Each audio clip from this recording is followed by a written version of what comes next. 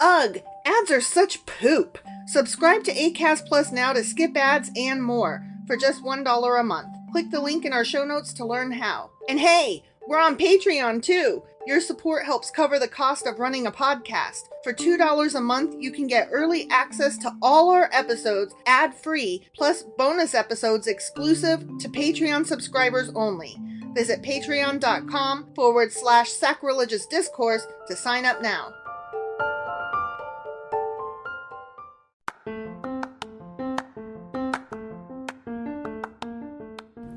Welcome to Sacrilegious Discourse. I'm husband. And I'm wife. Together, we're reading the Bible for the very first time. We grew up without religion and wanted to know what all the fuss was about. Well, what have we learned so far? That God is a dick, and apparently some people believe in talking donkeys. We're not trying to pass ourselves off as experts. Nope, we're just reading the Bible for the first time and giving our first take reaction. If you'd like to join us in this venture, you might consider starting at episode 1. Otherwise, jump in wherever you like. All right, let's go read the Bible. Yeah, let's get to it. Husband! Wife! Do you remember what happened yesterday? Let's see. People were giving gifts voluntarily, but involuntarily because Hezekiah was making them do it. Yeah. And then they smashed some shit. Oh, they smashed so much shit. Yeah. Yeah. And, it was a good day that day because there was so much smashing happening. Right. But in a good way. Yeah. So, I mean, that's all I really remember. Hezekiah prospered. That's right. He prospered because of all the voluntary and involuntary gifts. Mm-hmm. Yeah. Yeah. Yeah, because they had heaps of them. They had heaps. Yeah. And they had to build warehouses for all of those leftovers. Yeah, I wish I had the problem of we had too many voluntary gifts where we had heaps of them. Let me just say, today we did have that problem because we use Instacart to order groceries. That's true. And our Instacart delivery person accidentally dropped off somebody else's order in addition to ours. So we had like heaps. It was an 18 thing container of eggs, like too many eggs because I had just had eggs delivered the day before. Heaps of them. Heaps. So many eggs. A giant thing of what's that leafy stuff shit called? Spinach. Heaps of it. Heaps of spinach. And I mean, I can do stuff with a little bit of spinach, but not heaps of spinach. Right, and crumbled beef. 3 giant containers. Motherfucking heaps of it. Heaps of beef. Heaps. Yeah. And we could not I had to literally clean out the fridge and freezer to fit all this shit in that we got. Right. They gave us 2 loaves of bread. Heaps. And I had already had bread delivered. Yeah. So I'm just saying, we got some extra. We understand what it's like for somebody to involuntarily give us so much. To be fair, it was a big business that involuntarily gave it to us. Yeah. Or the delivery Instacart driver. Yeah. I've heard people complain about not getting their stuff. Yeah, that's why, because we got it. It always comes to me. I've never had something missing. I've only ever had an extra Yeah, we're the ones surprise. that get the extra shit. I don't know why. I mean, I'm not complaining. No, it's great. Thank you, sorry, thank you. Right. Anyway, heaps, storehouses, leftovers. So anyway, prospering. That was for 2nd Chronicles, chapter 31. Correct. And today we're going to be reading 2nd Chronicles, chapter 32. Let's go read this. Okie dokie.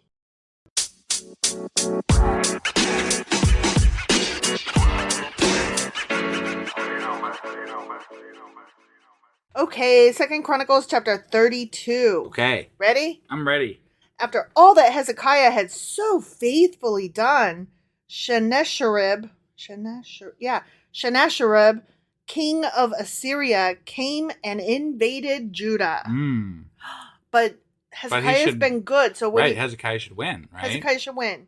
Okay, that's my bet on this. I mean, that's the way it's supposed to go. Right? He's doing good, and he's getting rid of all the high places. Sure. Yeah, this is a bad move by this other guy. Yeah, he picked the wrong day. Right? He laid siege to the fortified cities, thinking to conquer them for himself. Mm-hmm. Feel sorry for the people, though, because they're getting sieged. I mean, they're getting, yeah. The still bad things are happening. The king will be okay. Well, that's all that really matters, right? The city will survive. What's a few 100 or 1,000 deaths? Right. Whatevs. Yeah. When Hezekiah saw that Sennacherib had come and that he intended to wage war against Jerusalem, he consulted with his officials and military staff about blocking off the water from the springs outside the city, and they helped him. But what I want to know is, did he talk to God? Right, because that's this is a big deal. If you don't talk to God, you might not get his help. You might get grounded. Right.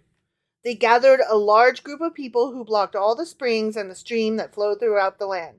Why should the kings of Assyria come and find plenty of water? They said. Yeah. Then he worked hard repairing all the broken sections of the wall and building towers on it.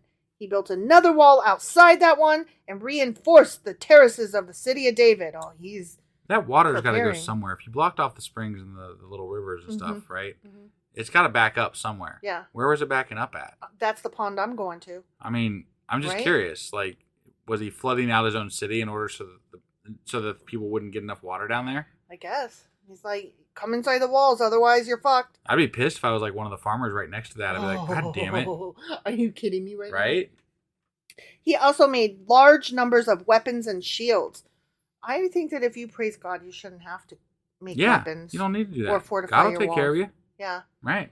He appointed military officers over the people and assembled them before him in the square at the city gate and encouraged them with these words. This is the riding back and forth on the horse speech where you're like got your sword in the air and everything. And you're like, today's the day we're men and we die. We ride into this battle. Follow me and pride and big wiener energy. Kill, go. Things. Win. Fight. I don't know those words. Right, yeah. Okay. That was a very inspiring speech we just gave, I thought. I think that we should record that. And we just did. And I think we should take a snippet of that, though. And every time we have to do something big and scary, we should play it. Okay, yeah. Yeah, it's very encouraging. Right. Okay, but here's what Doofus has to say. Got it. Yeah. Yeah, ready? Yep. Be strong and courageous. Do not be afraid or discouraged because of the king of Assyria and the vast army with him. For there is a greater power with us than with him. I bet it's God. I bet it's God. You think it's God? Because our God's better than their God. Right, yeah.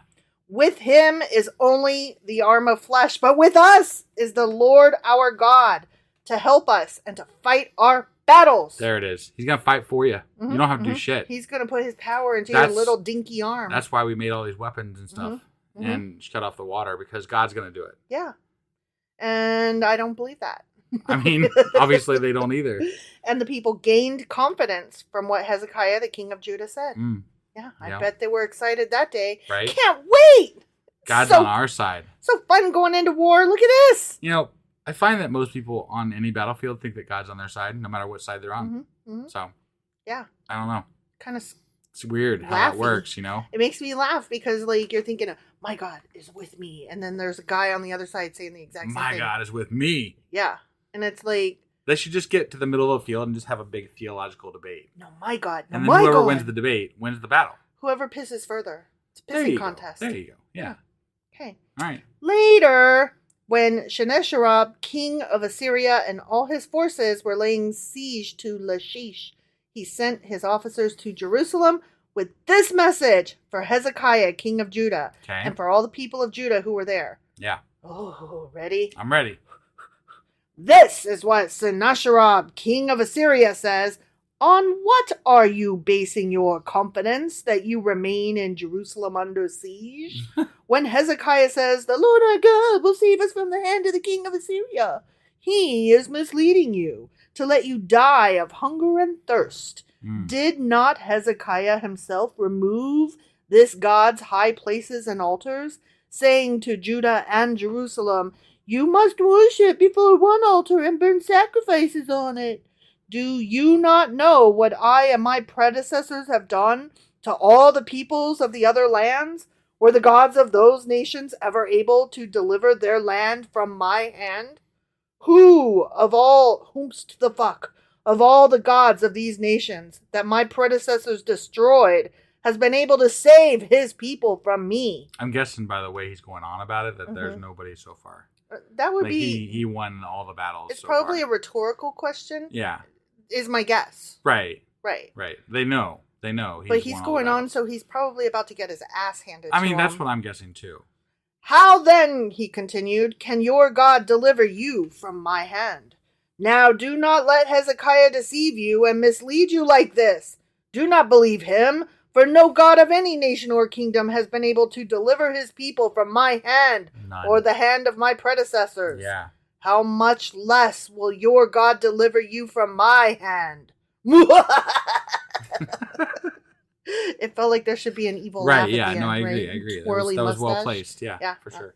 Sennacherib's officers spoke further against the Lord God and against his servant Hezekiah. The king also wrote letters ridiculing the Lord, the God of Israel, and saying this against him. Typity type. I mean, right? Like, you're going into battle and instead you're writing fucking letters? He's Okay. Like, Dear Hezekiah, you're ugly.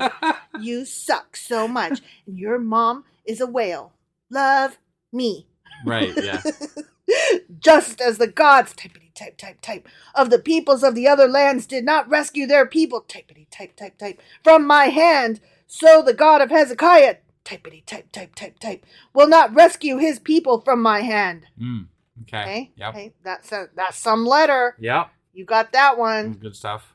Or I guess back then it would have been what? Morse code. Beep, beep, beep, beep. Scroll. Dish, dash, or dot, dot, dot. No, they didn't know Morse code back then. I know. I was being funny. They didn't have typewriters either. No, I know. Then they called out in Hebrew to the people of Jerusalem who were on the wall to terrify them and make them afraid in order to capture the city. And I think that the one guy's going to be like, yo, can you not talk in our language? Because I don't want them to hear you. Oh, okay. I don't want them to hear you saying this shit. Got it.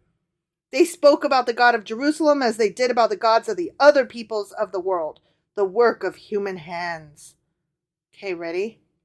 Ready. Next section. King Hezekiah and the prophet Isaiah, son of Amoz, cried out in prayer to heaven about this. And the Lord sent an angel who annihilated all the fighting men. Oh, fuck. And the commanders and officers in the camp of the Assyrian king. Damn. Oh, I got that one wrong. You got that one wrong? I mean... They got beat. So I got that one right. But as far as the, please stop speaking in our language, I got that one wrong. That might have been something, war. I don't know, who knows. Different war, different chapter, whatever. Right. Might have been the same war. Yeah, it could have been the same thing. Just, different writer. Yeah, who knows. So he withdrew to his own land in disgrace. And when he went into the temple of his God, some of his sons, his own flesh and blood, cut him down with the sword. Damn. They stabbed their daddy. It's rough. So the Lord saved Hezekiah and the people of Jerusalem from the hand of Sennacherib, king of Assyria, and from the hand of all others. He took care of them on every side. Yeah. Damn. Many brought offerings to Jerusalem for the Lord and valuable gifts for Hezekiah, king of Judah. I mean, look, so if you witnessed an angel come down and destroy an army, right? I'm done. I'd believe in God. Yeah. I would. Yeah. I would. But that's not what happens. No, that's not what happens. That's and never that's not what happened. So, I don't if they got destroyed by something else, it would have been something like a tornado or I don't know, earthquake. Yeah, but it was not a fucking angel. It was not an angel of the Lord. No, but the Bible continues. From then on, Hezekiah, was highly regarded by all the nations. I mean, you beat the guy that's beating all the people. Yeah. And they're going to be like, hey, that guy's all right. He's all right. He beat that guy. He's in with that God. That guy was a dick. Yeah. This guy beat the guy that was a dick, so we like that guy. Yeah, sure. I'm sure. Whatever. Right. Okay, the next section, it doesn't bode well. Ready? I'm ready. In those days, Hezekiah became ill. Oh. And was at the point of death. Man. Good guy about to die. Why did God let him get ill? Why is he getting ill? What a dick. Right? He prayed to the Lord who answered him and gave him a miraculous sign. Oh. Ready? I'm ready. But Hezekiah's heart was proud, and he did not respond to the kindness shown him. Man. What a dumbass. Therefore the Lord's wrath was on him and on Judah and Jerusalem. Oh, of course. Then Hezekiah repented of his pride. He was like, just kidding.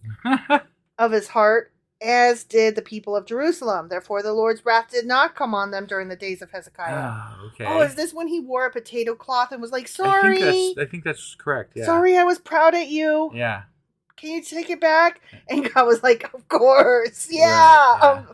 It's fine. They're all so just joshing very with you. fickle back then with their love of God and all that. And God didn't used to be as fickle as this. Right. God used to be like, no, fuck you, dead. Yeah. No, fuck you, dead. And no more. No, he doesn't do it anymore. No. Now he's like, you changed your mind? Okay, we're good. Hey, bro, you're on Team God, I'm on Team you. You know? Yeah. Ever since the time of Judges, it's like he pulled back and I was like, fuck ever. Right.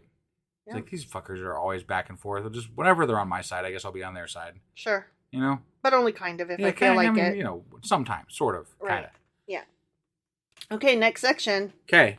Yep. That was, he got sick and then he didn't. Right. Yeah. Okay. Yeah. Hezekiah had a very great wealth and honor, and he made treasuries for his silver and gold, for his precious stones, spices, shields, and all kinds of valuables. Mm-hmm. He also made buildings to store the harvest of grain, new wine, and olive oil. He's rich. Yeah. Remember all the heaps? Yeah, the heaps. He had storehouses and warehouses. Heaps and heaps of heaps. Yeah. And he made stalls for various kinds of cattle and pens for the flocks. Mm-hmm. He made things and stuff and whatnot. Because he had wealth. He built villages and acquired great numbers of flocks and herds, for God had given him very great riches. Because God. Mm-hmm. It was because God. Mm-hmm. Mm-hmm. Yep. It was Hezekiah who blocked the upper outlet of the Gihon Spring and channeled the water down to the west side of the city of David. He succeeded in everything he undertook. Wow, that's amazing. He's so the best. He is so on God's side, except for that one time when he wasn't. Right.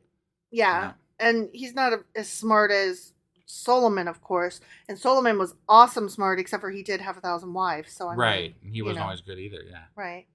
But when envoys were sent by the rulers of Babylon to ask him about the miraculous sign that had occurred in the land, God left him to test him and to know everything that was in his heart. Why does God do that? I don't know. I don't quite understand that. Why do you need to test him? Don't you know what's in his heart? Especially when you can just change your mind and be back on your side. You know? Like, you can test me, and then if I'm wrong, then you're going to punish me briefly, and then I can be like, oh, potato sack. Sorry, potato sack. And then I'm back on your side, you know? Yeah. Like, okay, whatever. Yeah. Fuck cares. This is dumb. Right. Okay, ready? I'm ready. It's looking bad. All right. Next section. The other events of Hezekiah's reign and his acts of devotion are written in the vision of the prophet Isaiah, son of Amoz, in the book of the kings of Judah and Israel. Apparently we are done not having those things written in the book. So, right? Yeah. That is more exciting than whatever that sentence was about. Right. I don't give a fuck. Yeah. The fact that the words are present. King is dying and moving on. You know, that was his reign. Whatever. Yeah. Hezekiah rested with his ancestors and was buried on the hill where the tombs of David's descendants are. All Judah and the people of Jerusalem honored him when he died, and Manasseh, his son, succeeded him as king. The end. Awesome. Way to go, Hezekiah. You were mostly godly. Sometimes, mostly. Mostly. You had heaps, though. You had lots of fucking heaps. You got them heaps. And, you can't discount having heaps. Heaps are important. I feel like I should write a book called Heaps and Leftovers. All right. Well, that was 2 Chronicles chapter 32. Sure as fuck was. And tomorrow we will be back with 2 Chronicles chapter 33. We'll see you guys then. Bye.